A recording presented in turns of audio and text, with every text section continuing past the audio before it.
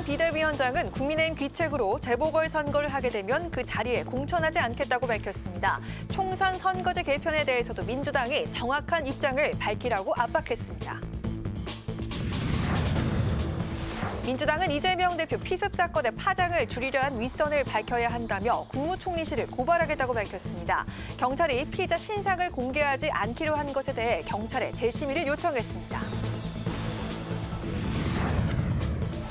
미래대연합 출범과 류호정 의원의 신당 합류 등 전현직 의원들의 제3지대 이동이 이어지는 가운데 이낙연, 이준석 전 대표의 신당도 이번 주 창당 발기인 대회를 엽니다. 제3지대 빅텐트 연대가 가속화될지 주목됩니다.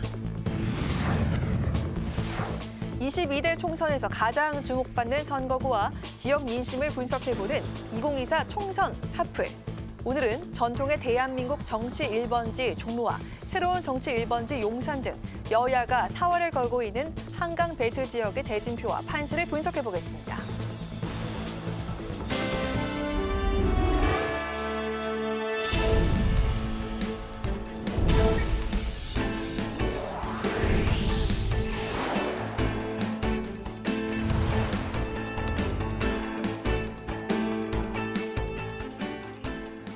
여러분 안녕하십니까? 1월 15일 월요일 국회 라이브 6 시작하겠습니다. 한동훈 국민의힘 비상대책위원장이 국민의힘으로 인해서 선거가 다시 치러지는 경우 후보를 내지 않겠다고 밝혔습니다. 국민의힘은 인재영입위원회에서 새로운 인재에 대한 영입 환영식을 가졌습니다. 또 공약개발본부를 출범시키며 총선 준비에 박차를 가하고 있습니다. 여당 소식 문그린 기자가 전합니다. 국민의힘 비상대책위원회의에서 선거제도에 대한 여러 입장을 밝힌 한동훈 비상대책위원장. 비례대표 제도에 대해 국민의힘은 병리평을 주장하고 있지만 민주당이 입장을 정하지 않아 룰미팅조차 이뤄지지 않고 있다며 정확한 입장을 밝히라고 촉구했습니다. 금고형 이상의 재판이 확정된 후보에 대해서도 세비를 전액 반납하자고 민주당에 제안했지만 답변을 피하고 있다고 강조했습니다. 특히 한 위원장은 오늘 국민의힘의 귀책으로 재보궐선거가 치러질 경우 그 자리에는 공천을 하지 않겠다고 밝혔습니다. 형사처벌이라든가 선거법 위반 같은 것이죠. 그런 귀책으로 이런 재보궐이 이루어지게 된 경우에 있어서는 후보를 내지 않겠습니다. 공천하지 않겠다는 것을 명확하게 말씀드립니다. 국민의힘 인재영입위원회는 강철호 한국로봇산업협회 회장과 전상범 전 의정부 지방법원 판사에 대한 영입 환영식을 가졌습니다. 우리나라의 차세대 먹거리라고 할 수 있는 AI, 로봇, 양자 컴퓨터, 그리고 우주항공 같은 미래 산업을 적극 육성하는 것과 그리고 양질의 일자리를 획기적으로 늘려나가는 데 필요한 일들을 열심히 하겠습니다. 재판을 통하여 실제 법률을 적용하고 몸으로 느꼈던 이러한 제도의 공백들을 제대로 채워나가고 싶습니다. 한편 국민의힘은 국민에게 필요한 정책을 주문받아 배송해주는 국민 택배를 컨셉으로 공약개발본부 출범식을 가졌습니다. 유이동 정책위 의장 겸 공약개발총괄본부장은 국민 택배로 받은 천여 개의 공약들을 검토하고 있으며 주기적으로 회의를 거쳐 선발된 최종 공약을 공개해 나가겠다고 밝혔습니다. 국회방송 문그린입니다. 더불어민주당은 이재명 대표 흉기 피습 사건과 관련해 증거인멸 의도가 있었다는 의심이 든다고 주장했습니다. 또 국무총리실이 언론을 통해 사건을 축소하려 했는지 진상을 밝혀야 한다며 총리실을 고발하겠다고 밝혔습니다. 민주당 소식은 김동희 기자가 전합니다. 더불어민주당은 이재명 대표 피습 사건과 관련해 경찰 수사 발표 이후 축소 은폐 의혹이 눈덩이처럼 불어났다고 주장했습니다. 당 지도부는 이 대표의 와이셔츠가 폐기될 뻔한 것과 경찰이 사건 현장을 훼손한 경위를 따져야 한다고 강조했습니다. 경찰은 맨 먼저 현장을 보존하기 위해 폴리스 라인부터 치고 증거 보존 노력을 해야 하거늘 왜 물청소로 오히려 현장을 훼손했을까? 당대표 정치테러 대책위는 부산경찰청이 피의자의 신상을 공개하지 않기로 한 걸 두고 신상공개위원회에 재심의를 요청했습니다. 또 소방 관계자가 작성한 문서를 제보받았다며 국무총리실 대테러 종합상황실 문자 내용이 왜곡돼 유포됐다고 지적했습니다. 이 때문에 가짜뉴스가 쏟아지고 사건의 본질이 바뀌었다며 사건 파장을 줄이려 한 지시 윗선을 밝혀야 한다고 강조했습니다. 소방일보에서는 1.5cm 열상이라고 적시를 하고 있습니다. 그 어디에도 경상이라는 표현은 없습니다. 대책위는 이번 주 안으로 국무총리실을 고발하고 필요시 진상조사단을 구성하겠다는 방침입니다. 민주당은 내일 이재명 대표 정치테러 은폐 축소 수사 규탄 대회를 예고했습니다. 한편 민주당은 배우 고 이성균 씨가 마약 투약 혐의로 경찰 조사를 받다 숨진 사건과 관련해 경찰이 무리하게 수사를 밀어붙였다며 비판했습니다. 윤석열 대통령과 한동훈 전 법무부 장관이 마약과의 전쟁을 선포하고 경찰의 성과를 압박해 일어난 것이라는 현장에서의 비판이 제기되는 것입니다. 경찰이 유출한 정보를 선정적으로 보도한 언론의 책임도 가볍지 않다고 지적했습니다. 그러면서 피의 사실 공표와 유출 등과 관련해 법 개정을 추진하고 인권수사 규칙이 제대로 지켜지도록 제도를 개선하겠다고 밝혔습니다. 국회 방송 김동희입니다. 어제 민주당을 탈당한 원칙과 상식이 신당 창당에 첫 발을 내디딘 데 이어 이낙연 전 총리와 이준석 전 대표가 주도하는 신당도 이번 주에 공식 출범합니다. 오늘 4월 총선을 앞두고 신당 창당과 제3지대 빅텐트를 위한 움직임도 빨라지고 있습니다. 김동길 기자입니다. 더불어민주당을 탈당한 이원욱, 김종민, 조응천 의원이 주축이 된 가칭 미래대연합이 어제 창당준비위원회 출범식을 열고 신당 창당 절차를 본격화했습니다. 3지대 인사들도 모두 참석해 양당 독식 기득권 정치 타파에 뜻을 같이 했습니다. 이낙연 전 총리와 이준석 가칭 개혁신당 정강정책위원장, 김종민 의원은 따로 만나 3지대 연대 의지를 재확인했습니다. 미래대연합이 플랫폼 기능을 하겠다고 했으니까요. 거기를 중심으로 해서 협의가 있겠죠. 최고들이 모이는 빅텐트에 모일 수 있도록 각자 개별 약진하는 게 굉장히 중요하다. 가칭 미래대연합은 3지대 통합 정당을 설전에 띄우겠다는 목표도 제시했습니다. 1당, 2당, 그러니까 여당, 야당 할 거 없이 전부 다 기득권에 꽉 짜여 있잖아요. 뭐 국민은 안중에 별로 없는 자기들만의 리그를 지금 하고 있습니다. 그 어느 때보다 제3지대, 제3세력의 성공 가능성이 높다. 그렇게 보시는 거고. 예, 라고 봅니다.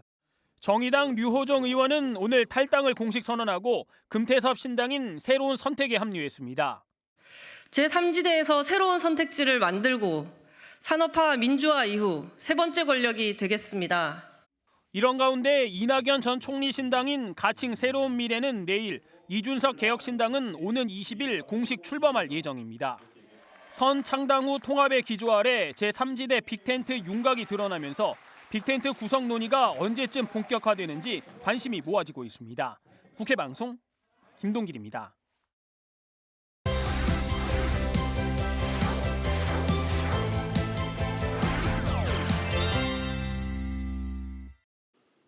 네, 오늘 이슈픽 윤수빈 기자와 함께 정치권 이슈를 자세하게 알아보겠습니다. 윤 기자 어서 오십시오. 네, 안녕하세요. 네, 먼저 그 여당 소식부터 이제 살펴보도록 하죠.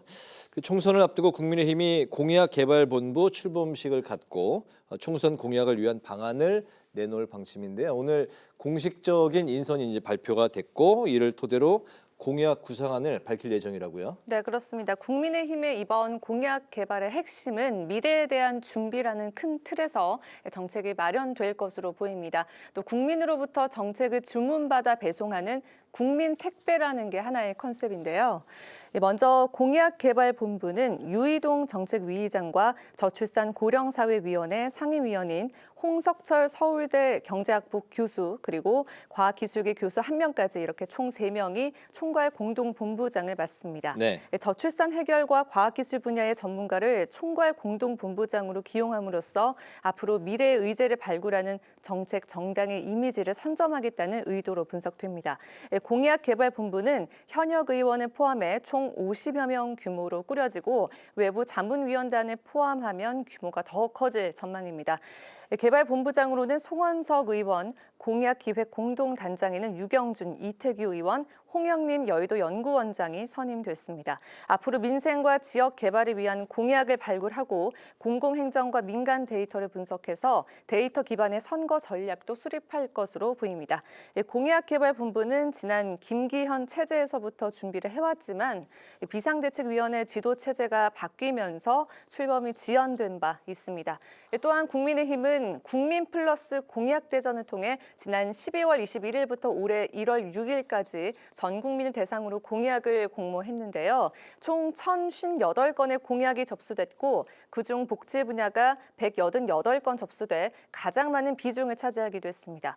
접수된 공약들을 선점해서 공약개발본부에도 반영할 것으로 보입니다. 네, 그렇군요. 어제 올해 들어서 첫 번째 고위 당정협의회가 이제 열리지 않았습니까?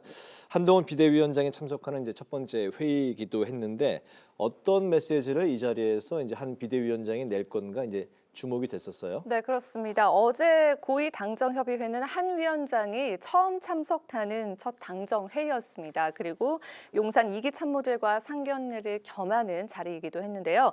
가장 먼저 설 연휴를 앞두고 민생 지원 대책에 대해 논의했습니다. 네. 당정은 취약계층 365만 가구의 전기요금 인상을 유예하는 방안과 소상공인 자영업자 대출이자 경감 등 물가 안정과 취약계층 지원에 중점을 뒀습니다. 네. 한 위원장은 총선 전국을 앞두고 기대만 부풀리는 정책은 하지 않겠다라는 메시지를 냈는데요. 성과와 현장, 책임을 강조하며 성과를 낼 수 있는 정책을 잘 홍보하고 또 현장에 필요한 현안들을 반영하며 선심성 공약이 아닌 실현 가능한 정책을 내자고 언급했습니다. 또한 일상에 존재하는 이 수많은 격차들이 사회 통합을 방해하고 여러 갈등을 유발하고 있다며 불합리한 격차를 줄이고 없애는 데 힘을 집중하자는 뜻을 밝혔습니다. 특히 대학생 학비 부담도 언급하면서 획기적으로 경감시키는 방안에 대해 좋은 정책을 내달라고 요청하기도 했습니다. 한편 이번 당정협의회에서 야당 주도로 통과된 이태원 참사 특별법에 대해서는 논의가 없었던 것으로 전해졌습니다. 네, 기대만 부풀리는 정책은 하지 않겠다. 현실적으로 실현 가능한 정책만 내놓겠다. 뭐 그렇게 이제 들리네요. 네. 다음 그 민주당 소식으로 이제 옮겨가 볼게요. 이재명 대표 흉기 피습 사건과 관련해서 더불어민주당이 총리실에 법적 대응을 이제 하겠다고 밝혔는데 이게 이제 어떤 내용인지 관련 내용을 좀 짚어볼까요? 네, 더불어민주당은 이재명 대표 흉기 피습 사건과 관련해서 테러 사건 직후에 이 총리실 대테러 종합상황실이 이 사건을 축소 왜곡하려 했다며 의혹을 제기하고 나선 바 있는데요. 네. 민주당은 대테러 종합상황실에서 이 대표의 상처가 1cm 열상으로 경상 추정된다는 문자 메시지에 대해 문자 발송을 누가 지시했고 또 작성 경위와 유포 등 진상 규명을 요구한다며 법리 검토를 해서 이번 주에 총리실을 대상으로 고발 조치를 할 것이라고 밝혔습니다. 사건 초기 당시에 소방 문서에는 경상이라는 표현이 없었지만 대테러 종합상황실 문자가 나온 후에 단순 열상이나 상해를 암시하는 언론 기사들이 쏟아져 나왔다는 주장인데요. 이와 관련해 전 위원장은 피습 당시 소방 관계자의 내부 제보 문서를 제시하면서 이 문서의 진위는 향후 행정안전위원회를 소집해 국회 차원에서 확인하겠지만 이 내용이 사실이면 대테러 종합상황실에서 발생한 문자가 허위라는 것을 입증할 수 있다고 설명했습니다. 네. 따라서 소방과 경찰, 총리실 세 기관이 전반적인 축소 왜곡 행위를 한 것이라며 진상조사단을 구성해서 이에 대한 철저한 진상 규명을 할 것이고 그것도 미흡하다면 민주당에서 할 수 있는 모든 조치를 다 하겠다는 입장입니다. 그리고 오늘 대책위원회 기자회견에서는 테러범의 신상 공개를 거듭 촉구했는데요. 전현희 대책위원장은 정부 여당 측의 책임이 있다고 강조하면서 해명을 요구하고 있습니다. 신상 공개하지 않을 경우엔 그에 대해서도 좌시하지 않고 대응하겠다고 밝혔는데요. 더불어민주당은 피의자의 신상을 공개하지 않기로 한 신상공개위원회에 재심의를 요청한 상태입니다. 상태입니다.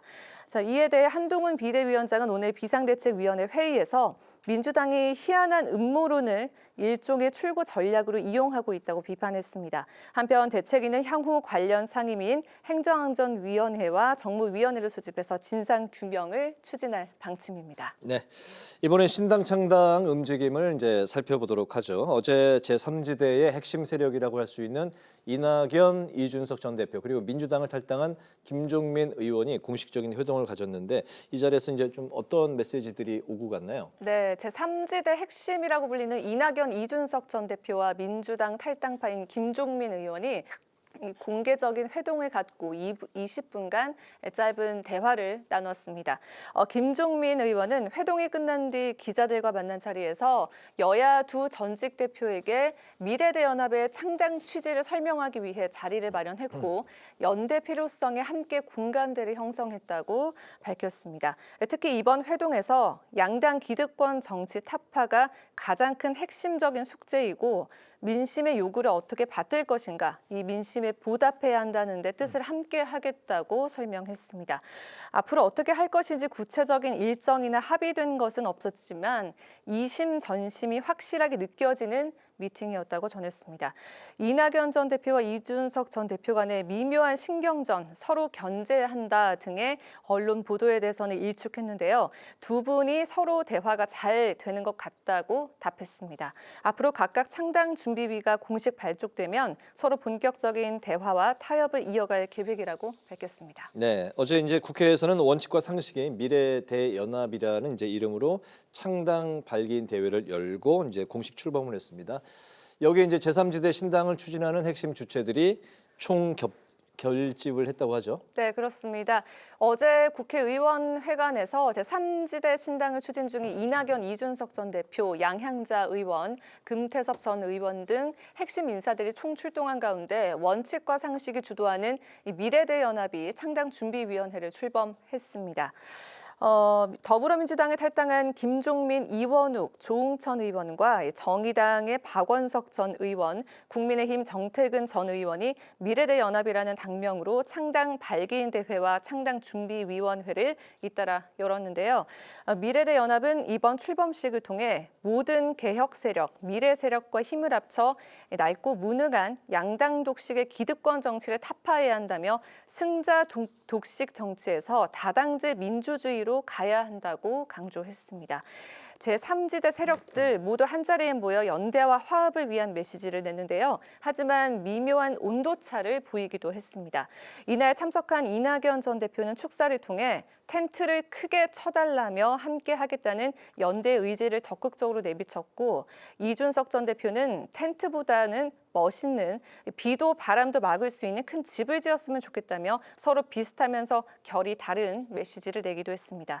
이준석 전 대표는 따로 기자들과 만난 자리에서 큰 집에 참여하려는 정파들은 다음 대선까지는 무조건 함께할 것을 서약해야 한다며 금방 사라지는 떴다방 같은 이미지로 전락한다면 그런 결사체와는 함께하고 싶지 않다는 뜻을 내비치기도 했습니다.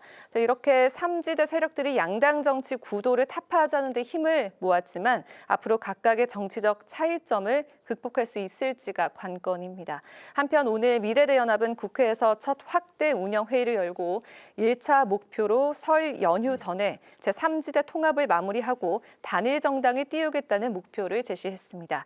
이낙연 전 대표의 가칭 새로운 미래는 내일 창당 발기인 대회를 열 예정이고 이준석 전 대표는 오는 20일에 개혁신당 중앙당 창당대회를 열 계획인 것으로 전해졌습니다. 네, 이낙연 전 대표, 이준석 전 대표 뭐 텐트냐 큰 집이냐인데 같은 이야기인 것 같습니다. 네. 윤수빈 기자와 오늘 이슈픽 같이 했습니다. 여기까지 듣도록 하겠습니다. 수고 많았습니다. 감사합니다.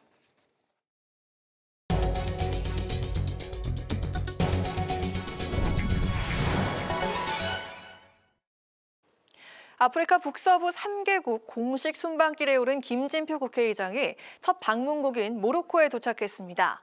김 의장은 오는 23일까지 모로코와 알제리, 튀니지 최고위급 인사들과 만나 한국 기업에 대한 투자 확대를 요청하고 개발 협력 모멘텀을 강화하는 의회 정상 외교에 돌입합니다. 장정영 기자가 보도합니다. 김진표 국회의장이 현지 시간으로 15일 모로코 라바트 공항에 도착했습니다. 모로코는 우리나라가 아프리카 대륙 최초로 1962년 상주 공관을 개설한 전통적인 우방국. 국회의장으로서는 지난 2010년 김형호 의장 이후 14년 만에 모로코를 공식 방문했습니다. 김 의장은 순방 기간 모로코 상하원 의장 등 의회 지도자들과 회담을 통해 양국 간 무역과 투자 활성화를 위한 환경을 조성한다는 계획인데 특히 우리 기업의 모로코 인프라 분야 국책 사업 수주와 플랜트 건설 부분에 대한 지원 요청에 주력할 예정입니다. 두 번째 순방국은 유럽과 아랍 권역을 연결하는 지정학적 요충지 튀니지입니다. 김 의장은 양국 수교 55주년을 맞아 튀니지 대통령 국회의장과 잇따라 회담을 갖고 한 튀니지 아프리카 비즈니스 포럼 정례화 등 양국 경제협력 사업을 견고히 다질 예정입니다. 또 튀니지 측에 무상원조 기본협정 발효를 위한 절차 진행을 요청해 개발협력의 제도적 기반을 마련하는 데 집중합니다. 순방 마지막에는 우리나라와 함께 유엔 안전보장이사회 비상임 이사국으로 활동하는 알제리로 향합니다. 김 의장은 상하원 의장 등 의회 최고위급 인사와의 연쇄회동을 통해 유엔 안보리에서의 긴밀한 협력을 제안하고 알제리에 진출한 우리 기업에 대한 의회, 정부 차원의 지속적인 관심과 지원을 요청할 방침입니다. 이번 순방에서 김 의장은 특히 모로코, 튀니지, 알제리 3개국 정상급 인사들이 오는 6월 우리 정부가 최초로 개최하는 2024 한 아프리카 정상회의에 참석할 수 있도록 의회 외교로 뒷받침할 계획입니다. 국회방송 장정현입니다. 오늘부터 1월 임시국회가 열렸습니다. 1월 임시국회에서 여야는 쌍특검법 재표결 시점과 이태원 특별법 처리를 두고 치열한 대립이 예상되고 있습니다. 여야는 1월 임시회를 다음 달 8일까지 25일간 열기로 합의했으며 본회의는 오는 25일과 다음 달 1일 개최될 예정입니다. 국회 농림축산식품해양수산위원회는 안건조정위원회를 열고 양국관리법과 농수산물 유통 및 가격 안정에 관한 법률 등을 의결했습니다. 양국관리법 개정안은 지난해 윤석열 대통령이 거부권을 행사한 법안보다 완화된 내용으로 시장 격리 의무화 대신 목표 가격제 도입을 담고 있습니다. 국민의힘 이달곤 정의용 의원은 야당의 일방적인 양국관리법 재추진에 반발하며 퇴장했고 야당의 단독 처리로 통과됐습니다. 국민의힘 김용태 전 청년 최고위원이 이준석 전 대표의 신당이 지향하는 것이 명확하지 않다며 당 잔류를 선택했습니다. 김 전 최고위원은 이 전 대표의 신당에 대해 단순히 양당제의 폐단만을 지적한다면 양당이 자기 정체성을 확립하는 것과 크게 다르지 않다고 말했습니다. 또 김 전 청년 최고위원은 유년 시절을 보낸 포천과 가평에서 정치적 소명을 이뤄내고자 결심했다며 4월 총선 지역구 출마를 선언했습니다. 더불어민주당이 오늘부터 오는 20일 오후 5시까지 지역구에 출마할 후보자를 공개 모집합니다. 민주당은 현역 의원 불출마 지역 7개 선거구와 현역 의원 탈당 지역 10개 선거구 등 17개 지역을 전략 선거구로 발표했고 이를 제외한 전국 236개 지역구 국회의원 선거구를 대상으로 후보자 추천을 받습니다. 중앙당 공직선거후보자추천관리위원회는 공모가 마감되면 23일부터 29일까지 현장 실사를, 오는 31일부터 다음 달 4일까지 면접 심사를 진행할 예정입니다.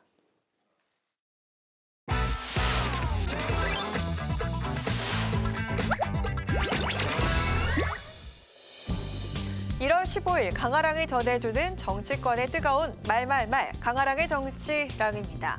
오늘 첫 번째 주제는 제3지대 연대 동상이몽입니다.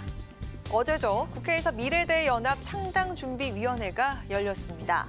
민주당을 탈당한 이원욱, 김종민, 조웅천 의원이 주축이 된 미래대연합은 설 연휴 전에 제3지대 통합을 마무리하고 단일 정당을 띄우겠다면서 목표를 제시했는데요. 2월 초 중순 가급적이면은 설날 전에 국민들의 혈밥상에 정말 저런 정당이 있구나라고 하는 이런 것들 하나 보여드리고 싶고요. 우리가 중심이 돼가지고 지금 정당을 추진하고 있는 이준석, 이낙연, 양양자, 금태석 대표 등등에 다 모아서 하나의 정당으로 가보자라고 하는 목표, 하나의 제3지대 정당을 만들어 보자는 게 저희 목표입니다. 여당, 야당 할 거 없이 전부 다 기득권에 꽉 짜여 있잖아요. 국민은 안중에 별로 없는 자기들만의 리그를 지금 하고 있습니다. 그 어느 때보다 제3지대, 제3세력의 성공 가능성이 높다.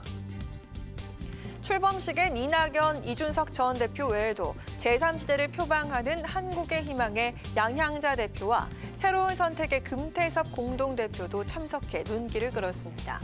한자리에 모인 이들은 연대엔 한 목소리를 냈지만 빅텐트 구상을 두곤 미묘한 입장차를 보이기도 했습니다. 이낙연 전 대표는 축사를 통해 제3지대 협력 필요성을 언급했는데요. 총선 연대를 의미하는 빅텐트를 거론하면서 기꺼이 함께하겠다고 강조했습니다.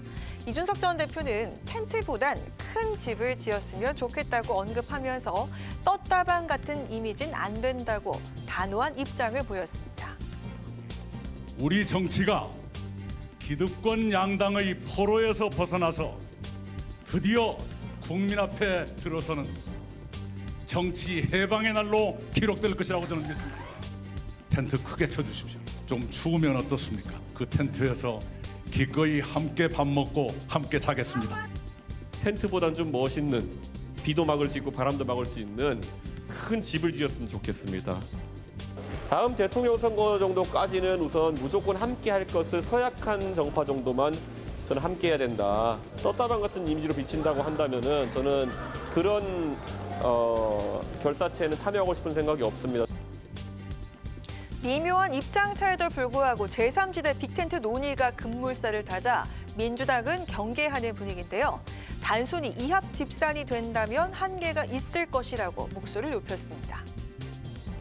정당의 그 비전과 가치가 제시되지 않은 상태에서 단순히 이합 집산하면 기존의 1당, 2당을 비판하는 것 이상 이하도 아닌 정당이 되겠죠. 그게 이준석 대표가 한 얘기가 의미가 있다고 생각합니다. 단순히 한번 모였다 흩어지는 떴다방 정당 돼서 안 된다. 워낙 다른 사람들이 모여 있지 않습니까? 얼마나 함께 할지는 또 뭐 두고 봐야 될 일이고요. 또 3명 김영재 의원들이 나간 분들도 또 이낙연 대표하고 또 의견이 뭐 다르다. 이런 이야기가 많이 들리긴 합니다. 그 안에서 갈등과 분열이 있을 거라고 생각을 하고요. 얼만큼 뭉칠지는 두고 봐야 될 일이지만 제3지대 연대를 위한 물밑 대화가 적극적으로 이루어지는 분위기지만 연대가 이루어지기까지는 아직 시간이 필요해 보입니다. 설 전까지 마무리가 될 수 있을지 지켜봐야겠습니다. 이어서 두 번째 주제입니다. 북한 도발, 규탄 한 목소리입니다. 어제 오후죠. 북한이 또 미사일을 발사하면서 도발을 감행했죠. 올해 들어 처음으로 탄도미사일을 발사한 겁니다. 북한은 동해상으로 발사한 미사일에 대해서 신형 고체 연료 추진체를 사용한 극초음속 중장거리 탄도미사일이라고 주장하면서 성공적이었다는 평가도 내놨죠. 이 북한의 미사일 도발은 지난달 18일에 있었던 대륙간 탄도미사일 발사 후 27일 만입니다. 북한의 도발이 잇따르자 정치권은 용납할 수 없다며 한 목소리로 규탄했습니다. 국민의힘에선 총선을 앞둔 상황에서 북한이 분열을 노리고 꾸민 책략이라고 비판했습니다. 또 민주당도 미사일 도발은 어떤 이유에서도 용납될 수 없다고 목소리를 높이면서 스스로 고립을 자초할 뿐이라고 경고했습니다. 북한이 지난해 말부터 전쟁 가능성을 시사한 데 이어서 미사일 발사까지 감행하자 대북 전문가들은 전쟁 직전만큼 위험하다면서 우려를 나타냈는데요. 박지원 전 국정원장은 현 상황에 대해서 총선 전 여야의 유불리를 가늠할 수 없는 북풍이 불 것이라고 주장하기도 했습니다. 외신들은 북한의 미사일 발사를 앞다퉈 보도하면서 한국과 미국 선거에 영향을 미치기 위한 도발이라고 전망했습니다. 태영호 국민의힘 의원은 이 북한의 미사일 발사가 과시용이었을 것이라고 추측했습니다. 어제 있은 미사일 발사, 이거는 극초음속 중거리 탄도미사일이거든요. 네. 이건 새로운 무기의 진전을 보여주기 위해서 괌을 이제 겨냥한 겁니다. 6.25 때와 지금이 구조적으로 완전히 다릅니다. 전쟁이 일어날 가능성은 적다고 봅니다. 총통 선거를 앞두고 중국이 바로 전쟁이나 평화나 프레임으로 막 압박했지만 결국은 타이완 국민들은 거기에 넘어가지 않고 다른 선택을 했어요. 그렇죠. 예. 그래서 중국이나 북한의 전통적인 그런 전쟁 평화 프레임이 그렇게 크게 먹혀갈 것 같지는 않고요. 태 의원은 북한이 미사일 도발을 한 이유에 대해선 한미일 협력 공조 와해가 목적일 것으로 추측된다면서 전쟁이 일어나거나 총선을 겨냥한 신북풍 발생 가능성은 적을 것이라고 내다봤습니다. 전쟁 가능성을 시사하면서 잇따른 미사일 발사로 위기감을 조성하는 북한. 일각에선 북한의 군사 도발이 총선 직전까지 계속 이어질 것이란 관측도 나오고 있습니다. 북한의 동향에 정치권의 촉각이 더욱 집중되는 상황입니다. 지금까지 강아랑의 정치랑이었습니다.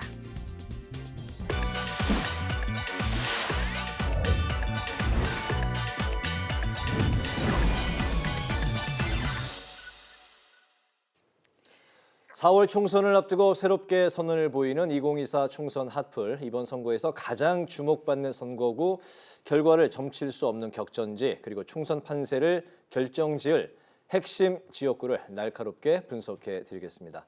앞으로 매주 월요일 이 시간에 저희와 함께해 주실 두 분, 이종훈 정치평론가, 김성환 시사평론가 두 분 모셨습니다. 어서 오십시오. 네, 반갑습니다. 안녕하세요. 안녕하세요. 반갑습니다. 네, 2024 총선 앞을 전국 시도별로 주요 승부처의 출마 후보군과 지역 민심을 살펴보고 선거 전의 변수를 짚어볼 텐데요. 자, 오늘 첫 시간은 전국 민심을 대표하는 서울, 그중에서도 여야가 사활을 걸고 있는 한강을 따라 포진한 한강벨트를 살펴보도록 하겠습니다. 네, 이 총선이 이제 3개월도 남지 않았습니다. 그런 시점에서 저희가 이제 의미심장한 코너를 좀 만들어봤는데요. 어떤 지역이 이번 총선에서 가장 주목을 받고 또 우리가 어떤 부분들을 살펴봐야 되는지 오늘부터 본격적으로 이야기를 펼쳐보도록 하겠습니다. 1988년 13대 총선 이후로 서울에서는 민주당이 늘 이겨왔는데요. 지난 21대 총선에서도 민주당이 압승을 거뒀고, 그런데 변화의 기류가 감지가 됐습니다. 2022년 재작년 대선과 지방선거에서 완전히 판이 바뀌었고요. 특히 한강벨트 지역은 블루벨트에서 지금 보시는 바와 같이 레드벨트로 색깔이 바뀌었습니다. 이런 판세 변화의 의미와 이유, 두 분의 분석부터 들어보도록 하겠습니다. 먼저 제 옆에 계신 김성환 선생님부터 들어볼까요? 네. 지난 대선 때하고 그다음에 지방선거 때를 비교해 보시면 알 것 같아요. 그러니까 과거에는 강남 3구 그리고 송파까지 포함하는 그 지역이 아무래도 보수 정당에 굉장히 유리하다 이렇게 얘기를 해왔는데요. 네. 지난 대선을 거치면서 뭔가 좀 표심이 바뀐 거 아니냐 이런 얘기가 나오거든요. 이른바 이제 한강벨트라고 하는 새로운 신조어가 등장하고 그 지역이 부동산 가격이 폭등한 지역이었다. 그게 표심에 영향을 준 것이 아니냐 이제 이런 분석이 나왔고요. 네. 그 다음에 지방선거 때도 거의 비슷한 현상이 나타났습니다.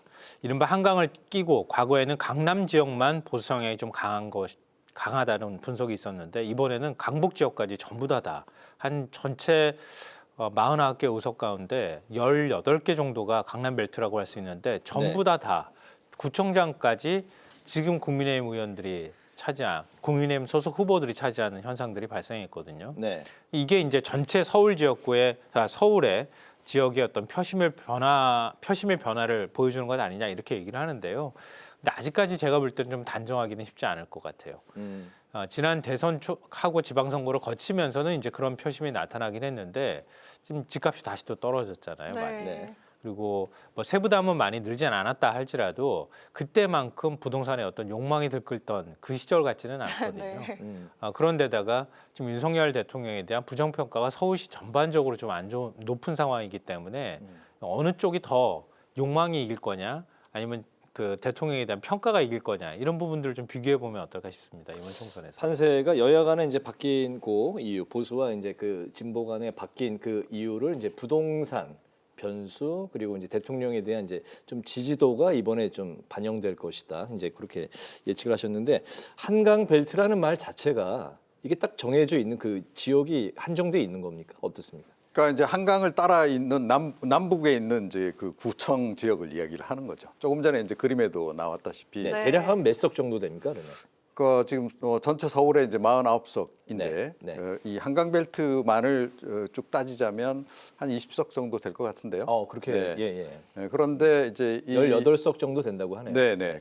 근데 그게 왜 이제 그 관심을 이제 끌게 됐냐 하면 조금 전에 말씀하셨듯이 안 그래도 이제 이 서울 지역 같은 경우에는 스윙 보터들이 굉장히 많잖아요. 네. 그런데 이제 그들이 과거에는 민주당 선택했다가 최근 선거에서는 그러니까 지난번 이제 서울시장 보궐선거 때부터 이쪽에서 좀 이제 이 보수당 지지세가 좀 강하게 나타나는 이제 그런 현상을 좀 이제 보인 거죠. 네. 그래서 이거를 이제 부동산 관점에서 완전히 해석하기도 합니다.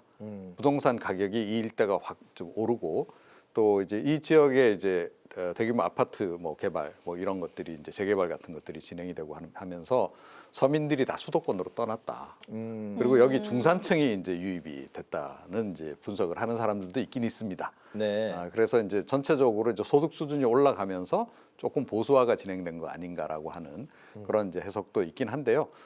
그런데 그럼에도 불구하고 최근에 이제 다른 여론조사 결과를 보게 되면 또 조금 전에 이제 말씀하셨다시피 이 서울 전체적으로 지금 이제 정권 심판론도 만만치 않게 강하게 좀 표출되고 있다라는 거죠. 이 서울 지역에서. 네. 그래서 워낙 이제 이 지역에 중산층도 많기도 하고 또 이제 부동층도 상대적으로 이제 다른 지역에 비해서는 많은 곳이 이제 서울 또 포함한 이제 수도권 아니겠습니까? 그래서 이제 그런 경향성들이 조금 이제 작동을 좀 하는 것 같고 네. 과거에는 이제 이게 좌쪽으로 이제 추가 이제 가 있었다면 이게 이제 우측으로 잠깐 왔다가 이 다음번에 움직이면 다시 좌측으로 가는 게 맞겠죠? 뭐 그런 이제 추세를 따라가는 거 아닌가? 진짜 그 스윙이네요. 추세 네, 자체가. 뭐 그런 이제 관점에서 이제 해석도 좀 가능하지 않을까 이렇게 또 생각합니다. 인구 변화도 뭐 큰 한 요인 중에 하나인 것 같습니다. 그러니까 인구 변화는 전체적으로 뭐 아시다시피 이제 우리나라가 고령화 국면으로 네. 이제 들어가고 있는 이제 그런 그 상황인데요. 이제 그 한강 벨트 같은 경우에는 조금 다를 수 있는 거죠. 그러니까 고령화가 진행이 되면서 이제 아시다시피 이제 이 서울에 계시던 은퇴자분들이 수도권으로 보통 이동을 많이 하시잖아요. 그러면서 이제 그 빈 집들을 누가 이제 차지하고 들어오느냐 하는 건데 40, 50대 가운데선 좀 재력이 있는 사람들이 이제 특히 최근에 이제 집값이 많이 오르다 보니까 네. 그런 사람들로 이제 손이 좀 교체가 됐다는 그렇군요. 이제 분석도 있습니다. 그래서 네, 네. 아무래도 그런 부분도 조금 살짝 보수화된 것을 이제 좀 반영하는 할 수밖에 없는 그런 요인이 아닌가 이렇게 얘기도 하는데 또 모르겠어요. 4050 세대는 또 전체적으로 보면 또 전반적으로 그 과거 전 세대에 비해서는 약간 진보성도 좀 더 강한 것으로 좀 나타난단 말이죠. 그래서 소득계층에 따른 이제 분석과 이 연령대에 따른 분석 이번에 이제 어느 쪽이 더 이제 우세하게 좀 이제 나타날지 우리가 좀 사실은 이번을 좀 잘 지켜봐야 되는 그런 네. 선거다 이렇게 생각합니다. 주목할 포인트 몇 가지가 있는데요. 네, 지난번에 강서구청장 보궐선거 때 네. 강서구도 한강벨트거든요. 그렇네요. 근데 그때 국민의힘 후보가 17%포인트로 진 거잖아요. 굉장히 큰 표차로 진 겁니다. 네. 그러니까 그게 서울의 민심을 대변하는 거 아니냐. 이제 이 지점이 하나가 있고요. 또 하나는 그러니까 과거 이제 세 번 총선에서 아무리 보수 정당이 많은 이제 총선에서 큰 승리를 거뒀다 하더라도 서울 지역에서는 16석 이상을 못 갖고 갔어요. 근데 그런데도 불구하고 지난 이제 보궐선거부터 시작해가지고 서울시장 보궐선거부터 시작해서 뭔가 변화가 나타났는데 그걸 아주 근본적이고 구조적인 변화가 일어나는 거냐 아니면은 당시의 부동산 민심이나 이런 것들이 아주 짧은 시기에 반영이 된 거냐 이런 것을 이번 총선 결과를 보면 아마 알 수 있지 않을까 싶습니다. 네. 네, 이런 여러한 이유들로 이 선거 판세가 변하는 주기가 점점 더 빨라지는 것 같다라는 그런 생각도 드는데 또 지금 상황은 또 다르죠.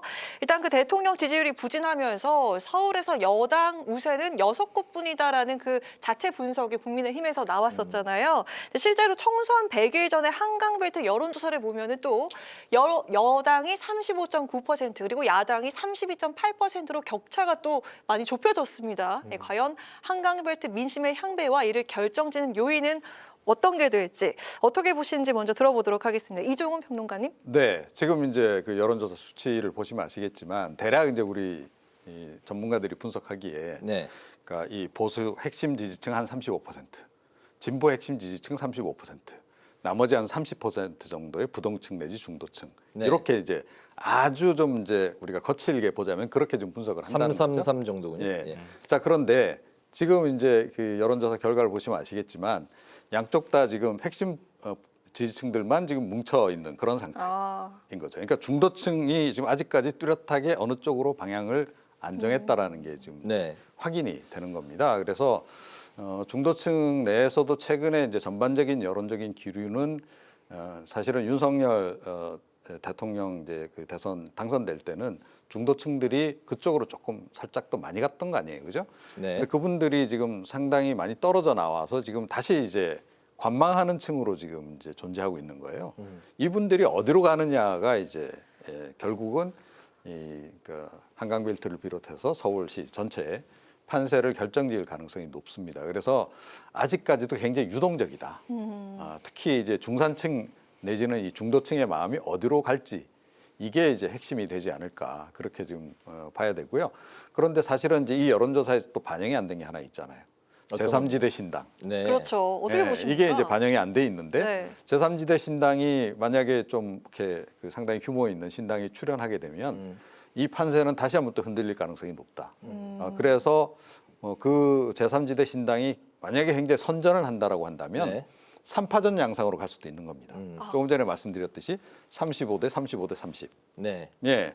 그러니까 그런 판세로 가는데 만약에 이쪽에 예를 들어 제3지대 신당이 굉장히 잘한다라는 판단을 받게 되면 평가를 받게 되면 진보 보수 핵심 지지층 가운데 일부도 이쪽으로 붙을 수도 있는 거예요. 예를 들어서 그래서 그거에 따라서도 상당히 이게 지금 이제 출렁일 가능성이 높고 지금 국민의힘 쪽에서는 강남벨트 6곳, 네. 지난번 이제 선거 때 8곳 이겼는데 이제 6곳 정도는 이제 우리가 우세하다라고 지난번 분석 보고서 나와서. 그때 당시 그 용산도 있었고 송파 갑인가요? 송파 을인가요? 예.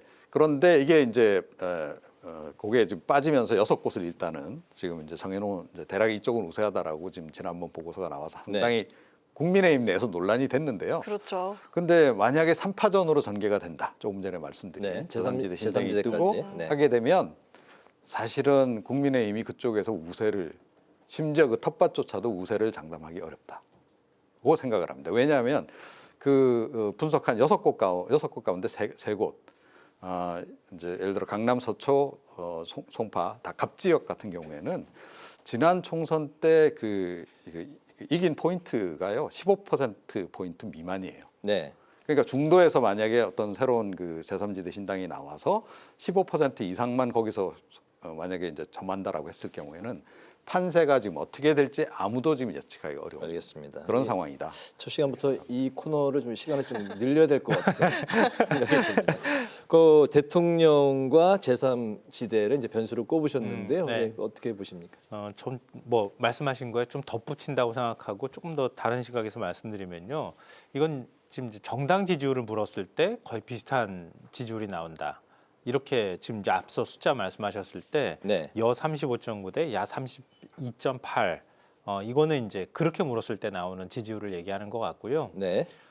만약에 이번 총선 때 투표한다면 어느 당으로 투표하겠습니까? 라고 질문하면 그럼 야당 쪽이 더 높게 나온다는 거예요. 대체적으로 여론조사 보면. 이 얘기는 뭐냐면 그동안에 윤석열 정부에 대한 국정운영 평가가 상당히 안 좋다. 거기에 대한 부정적인 인식은 상당히 높다라고 봐야 되는 거예요. 그래서 이게 지금 정권 심판론하고 연결이 될 수밖에 없다 이렇게 얘기를 하는 거거든요. 네. 그러니까 보통 이제 분석을 할 때 이제 대체적으로 그렇게 얘기를 하는 거죠. 근데 그렇게 할 때 그러면 예를 들어서 결국 투표는 정당에다 투표를 하잖아요. 정당 후보한테 투표를 하던가 이렇게 하는데 그래서 우리가 전략적 투표라는 게 얘기가 나오잖아요. 제3지대 말씀도 하셨지만 지역구에는 어찌 됐든 나는 그동안에 물이 들었든 아니면 어느 정당에 투표해본 경험이 있든 간에 국민의힘이나 아니면 민주당에 투표할 가능성이 상대적으로 좀 높게 나타날 가능성이 있고요. 정당을 투표한다. 뭐 어느 선거제가 이제 준연동형이 될지 아니면 병립형이 될지는 알 수 없으나 그쪽으로 투표할 때는 제3지대를 선택할 가능성도 여전히 남아 있다는 거죠. 근데 그러면 서울시 49개 지역구만 볼 게 아니라 비례요소까지 보게 되면 정당별 희비가 엇갈릴 가능성은 여전히 존재한다. 그걸 아마 제3지대로 설명을 하신 게 아닌가 싶어요. 네, 알겠습니다. 한강벨트에 속해 있는 선거구 아까 이제 18개 지역이라고 이제 말씀하셨는데요. 이번에 현미경을 들여다보고 좀 더 지역으로 자세히 좀 살펴보도록 하겠습니다. 핵심 선거구와 동부권은 이제 먼저 좀 살펴볼 텐데요. 대한민국 정치 1번지 종로입니다. 역대 대통령과 이제 거물급 정치인이 많이 이제 배출이 됐었기 때문에 더 이상 이제 설명이 필요 없는데 종로 대진표와 선거 결과 한번 좀 예측을 해볼까요? 네, 종로를 지금 한강벨트로 봐야 될지는 모르겠습니다. 조금 더 깊숙이 들어와 있어서 네. 한강하고 좀 거리가 좀 있는 곳인데, 근데 어찌됐건 뭐 아시다시피 종로는 이제 뭐 워낙 이제 기존에 정치 1번지로 이제 유명한 그런 상징성이 있습니다. 그래서 그 상징성 때문에 이제 여야에서 상당히 좀 중량급 인사를 그동안 계속 투입을 해왔죠. 역대 뭐 총리급들이 사실은 거기 지역 가서 국회의원도 하고 좀 그러지 않았습니까? 네, 이낙연 전 총리도 그래서 그렇고요. 이번 같은 경우에도 아마 이제 양당이 서로 좀 눈치를 보고 있긴 한데 결국은 눈치 보다가 상당히 중량급을 투입할 가능성도 지금 없잖아 있습니다. 네. 그래서 이미 지금 뭐 약간 거론되고 있는 분들이 좀 뛰고 계신 분들이 있긴 한데 지금 뭐 그 계속 지금 설이 계속 나와요. 곽상원 변호사, 뭐 그 이종걸 전 의원, 전현희 전 의원 그렇게 나오고 있네요. 네. 그런데 이게 또 바뀔 가능성이 굉장히 전 높다라고 좀 봅니다. 사실은 이 지역 같은 경우에 사실 이번에 이제 한동훈 비대위원장이 자기 출마 안 하겠다 하는 바람에 이제 약간 제외되긴 했는데 한동훈 비대위원장도 장관 시절에 이쪽에 투입해야 된다는 설이 그런 이야기 있었던 적이 있어요. 네. 국민의힘은 최재형, 하태경 그래서 의원 이렇게 최재형 의원이 아마 이 좀 공천 이곳에서 받기 어려울 것이다.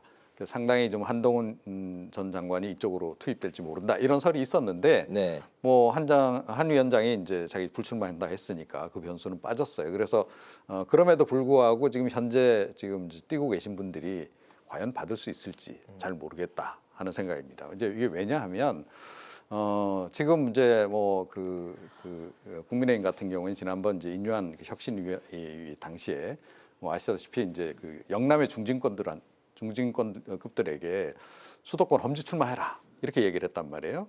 그래서 이제 그분들이 어쩌면 대거 이제 뭐 서울이나 경기 쪽으로 투입될지 모른다라는 이제 설이 돌기도 했는데 그 카드가 좋은 카드냐는 거죠. 안 그래도 이 지역이 지금 아시다시피 민주당세가 굉장히 강한 지역인데 거기에 상당히 기득권을 누릴 만큼 누린 중진급들을 투입을 했다. 이게 비교가 되겠습니까? 그래서 그 당시에 인유한 혁신위가 이제 어떻게 보면 중진급들 정리하기 위해서 그런 말을 하긴 했는데 실제로 성사되기는 굉장히 어렵다라는 겁니다. 그래서 민주당 같은 경우에도 뭐 아시다시피 이번에 대규모 물갈이가 지금 예고가 돼 있어요. 여기에 참신한 인재들을 투입할 가능성이 굉장히 좀 높다라고 봅니다. 종로까지 다 포함해서. 자, 그랬을 경우에 그러면 이제 국민의힘은 기존 그 현역 의원 내지는 뭐 하태경 의원도 사실은 이제 뭐 나름 꽤 중량급이긴 하지만 이런 인물로 과연 대응을 했을 때 승리할 수 있느냐라고 하는 의문이 이제 들 수 있는 거죠. 그래서 선수가 바뀌어 교체될 가능성이 이 지역 같은 경우 굉장히 높다라고 저는 생각을 하고요. 뭐 지금 민주당 쪽에서는 뭐 곽상원 변호사가 이제 어찌 됐건 그 뭐 그런 그 연고 때문에 결국은 공천받아서 나오지 않을까 지금 이렇게 예상을 하는데 이것도 전 모른다라고 생각합니다. 그래서 국민의힘 쪽에서 어떻게 나오느냐 서로 이제 눈치 보다가 지난번 강서구청장 그 선거 때 기억나시겠지만 민주당이 가만 눈치 보다가 검찰 출신으로 갈 것 같다 하니까 경찰 출신을 딱 데려다가 전략 공천을 막 시켰거든요. 그런 식으로 이 지역도 전개될 가능성이 높습니다. 그래서 불확실성이 어디보다도 높은 지역이다. 사실 누가 최종 후보가 될지 아무도 예상하기 어렵다 이렇게 생각합니다. 공천이 뭐 확정된 상황이 아니기 때문에 예측하기가 뭐 좀 어렵긴 합니다만 이 좀 아까 그 화면에 나왔던 그런 대진표의 그 인물 외에도 또 후보군으로 거론되는 사람이 누가 있는지 어쨌든 여야 간에 민주당과 이제 국민의힘 중심으로 판세가 좀 어떻게 분석이 되고 있습니까? 근데 전통적으로 종로는 좀 야당이 유리한 거 아니냐 이런 표현들을 사용하곤 했는데요. 근데 그렇지도 않다라는 게 최근의 얘기인 것 같아요. 종로라는 지역이 이젠 대통령실도 용산으로 와가지고 상징성이 좀 떨어지는 측면이 있고요. 그리고 오늘 또 마침 공교롭게도 그 종로 지역에 출마 선언을 한 후보 한 분, 예비 후보 한 분하고 아주 오랜 시간 동안 얘기할 기회가 있었는데 예를 들면 민주당에 유리하다 이렇게 생각하는 건 그거는 정세균 전 총리가 의원으로 지냈을 때 있을 때 얘기다 이렇게 얘기를 해요.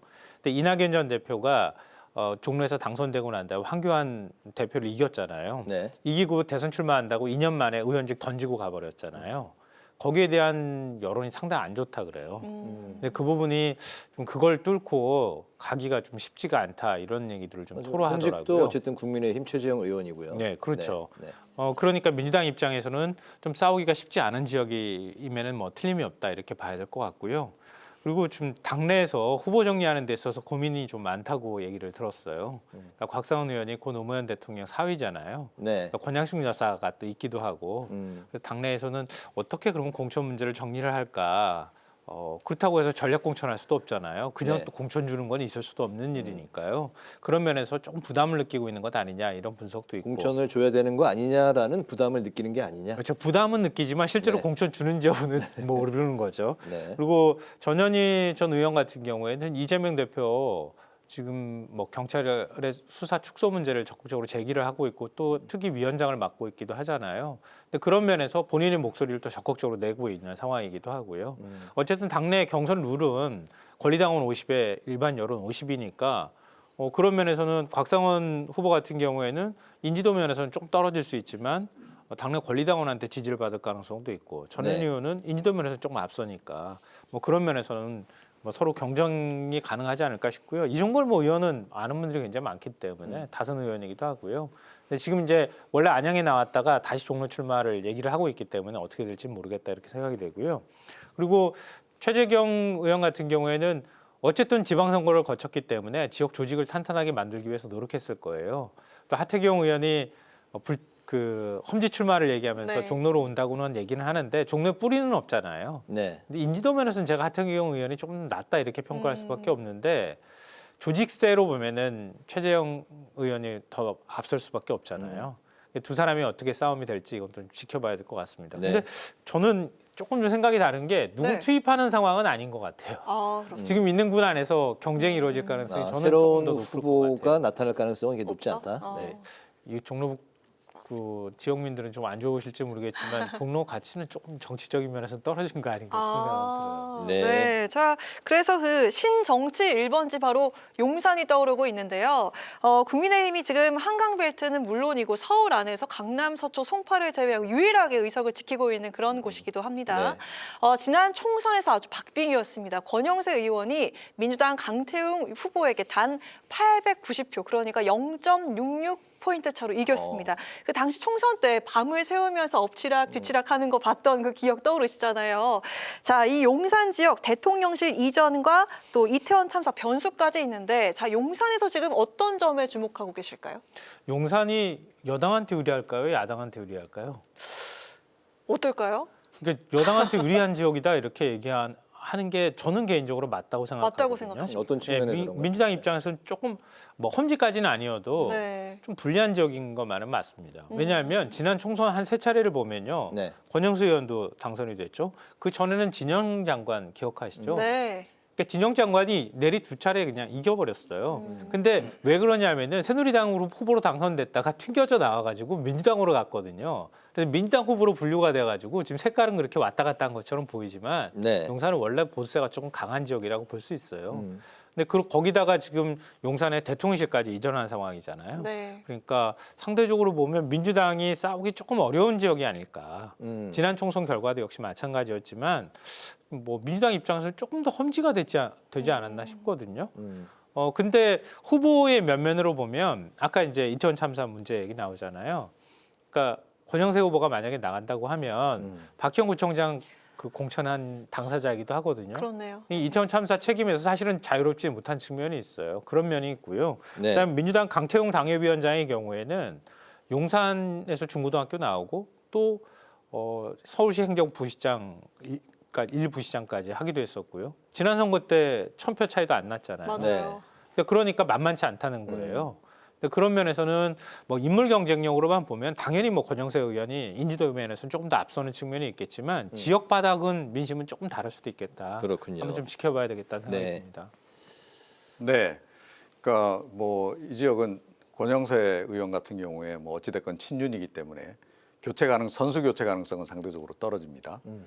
그래서 이제 그런데다가 사실은 용산은 강북권에서는 그래도 좀 강남에 유사한 좀 부자들이 상대적으로 많이 사는 그렇죠. 이렇게 이제 우리가 봐야 됩니다. 그래서 지금 국민의힘이 좀 유리한 그런 그 지금 지형인 건 맞는데 네. 그렇다고 해서 뭐 이렇게 지난번 총선 결과에도 봐서 아시겠지만 압승을 이렇게 장담할 수 있는 곳은 아니다. 네. 근데 이 지역은 사실은 이제 국민의힘 특히 윤석열 대통령 입장에서는 내주면 굉장히 좀 왠지 예, 좀 그런 부분이 좀 있는 거죠. 그래서 어떻게 보면 새로운 정치 1번지라고도 볼 수 있는 건데 새로운 정치 1번지가 되고 나서 치른 첫 총선에서 이 지역을 여당이 내줬다? 이게 사실 약간 좀 체면이 깎이기도 하고 상징성 면에서도 좀 그런 게 있는 거죠. 자, 그래서 아마 이제 그 어찌됐건 뭐 총력을 굉장히 다할 것 같고 뭐 그럼에도 불구하고 그러면 선수를 뭐 교체해서 전략 공천을 내서 뭔가 이렇게 유명인을 투입하겠는가. 권영세 그 의원의 그 현재 위세로 보건데 그건 좀 가능성은 좀 떨어진다라고 생각하고요. 네. 자, 이제 이렇게 그러니까 거의 이제 변수가 아니고 상수처럼 이제 권영세 의원이 존재하고 있기 때문에 민주당으로서는 이게 이제 기회이기도 한 동시에 이제 위기이기도 한 거다라고 좀 봅니다. 그래서 뭐 기존의 후보 가지고 다시 한번 해서 지난번에 근소하게 진 걸 어떻게든 좀 만회를 해볼 것인지 아니면 그야말로 여기를 전략 공천을 해가지고 뭐 좀 센 인물을 한번 붙여서 바로 지금 자막에 나오고 있습니다. 권영세, 강태용 리턴 매치냐, 이광재 전 얼마 전까지 국회 사무총장이셨는데 사실은 전략 공천이냐 어떻게 짧게 좀 들어볼까요? 이광재 의원이 지금 약간 좀 떠돌이 비슷하게 돼버렸어요. 사실은 종로 출마설도 있었죠. 그렇죠. 네, 종로 출마설이 있었는데 뭐 이제 권양숙 여사하고 뭐 대화 끝에 뭐 마음을 바꿨다 뭐 이런 설도 들리긴 합니다만 어찌 됐건 이제 양보를 하고 나서 지금 이제 용산 투입설도 나오고 있고 세종시 갑도 투입설도 나오고 있단 말이에요.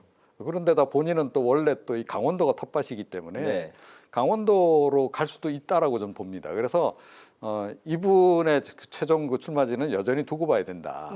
그런데 이제 용산 투입설이 나오는 것은 이제 앞서 말씀 이제 드렸다시피 국민의힘은 빼앗기기 싫은 곳이고 빼앗기면 절대 안 되는 곳이고 그 반대로 이야기하면 민주당 입장에서는 꼭 이것을 딱 탈환을 하면 상당히 대통령과 국민의힘에 타격을 줄 수 있는 곳이다라고 생각하지 않겠어요? 그럼 전력 투구를 할 수밖에 없는 거죠. 그래서 그런 차원에서 이제 이광재 전 사무총장 같이 좀 이렇게 중량급 인사를 투입하는 거 아니냐라는 설이 나오기도 했는데 이것도 사실은 좀 더 두고 봐야 된다. 알겠습니다. 저희가 뭐 예상을 했습니다만 약 20분 정도 저희가 이제 주어진 시간이었는데 25분이 훌쩍 지났고 2024 총선 하플 오늘 이제 첫 시간 가져봤는데요. 한강벨트 다음 주에도 이어서 계속 이야기를 좀 진행을 해보도록 하겠습니다. 지금까지 이종훈 정치평론가, 김성환 시사평론가 두 분과 함께했습니다. 말씀 잘 들었습니다. 고맙습니다. 고맙습니다. 오늘 국회 라이브 6 여기까지입니다. 시청해주신 여러분 고맙습니다.